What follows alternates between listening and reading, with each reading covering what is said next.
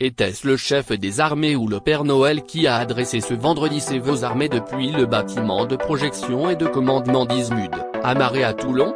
Pendant plus d'une heure, Emmanuel Macron a tenté de rassurer les militaires, 6 mois après le départ fracassant du chef d'état-major des armées, Pierre de Villiers, en désaccord avec l'annulation de 850 millions d'euros de crédit en 2017. Signe que le bras de fer n'avait pas forcément tourné à la faveur du chef de l'État. Le succès de librairie de son livre Servir, Fayard, qui caracole en tête des classements des meilleures ventes.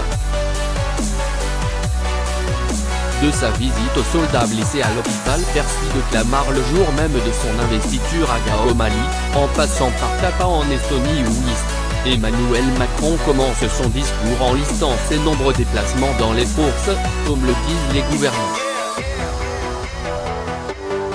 Je veux pouvoir vous regarder les yeux dans les yeux, lance TI.com un aveu. Et quitte à en faire trop, le président de la République hier a jusqu'à citer le pape Jean-Paul II, n'ayez pas peur. Il ne s'agit pas de faire moins mais de faire mieux ensemble. Dans les relations amoureuses, il y a les symboles et les gestes concrets. Le désaccord avec le général de Villiers n'était pas le cœur du problème.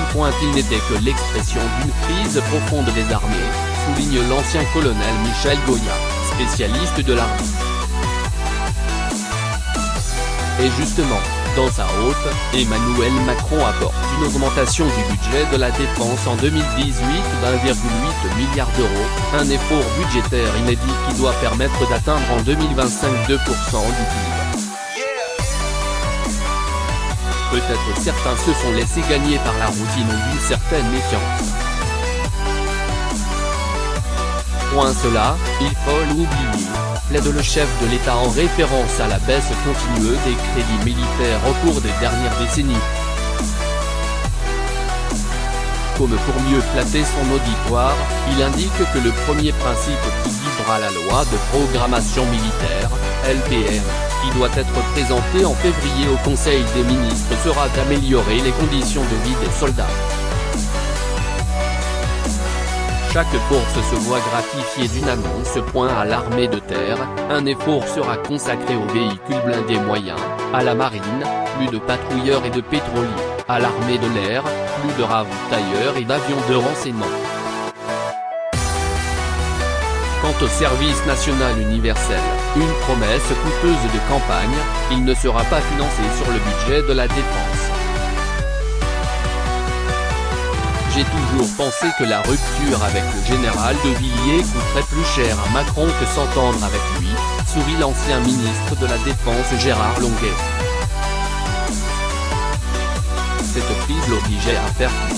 La LPM annoncée est ambitieuse, elle va permettre de sortir du cycle de sous-financement, se réjouit Michel Goya. L'un des points importants, selon cet expert, est la fin annoncée de la sous-budgétisation des opérations extérieures, OPEX. Depuis des années, nous sous-estimons systématiquement le coût des opérations extérieures. Je ne veux plus de bataille budgétaire, a annoncé le président de la République qui fait passer l'enveloppe OPEX de 450 millions d'euros à 1,1 milliard d'euros. Les surcoûts, liés aux OPEX, étaient jusqu'alors pris en charge par un effort interministériel. C'est ce qui a été à l'origine de la crise avec le général de Villiers, rappelle Michel Goya. En effet, en juillet, le gouvernement avait annoncé que le surcoût de 850 millions d'euros des OPEX serait intégralement supporté par la défense. Ce qui nécessitait alors, pour rester dans les clous budgétaires, de supprimer 850 millions d'euros de crédits d'équipement.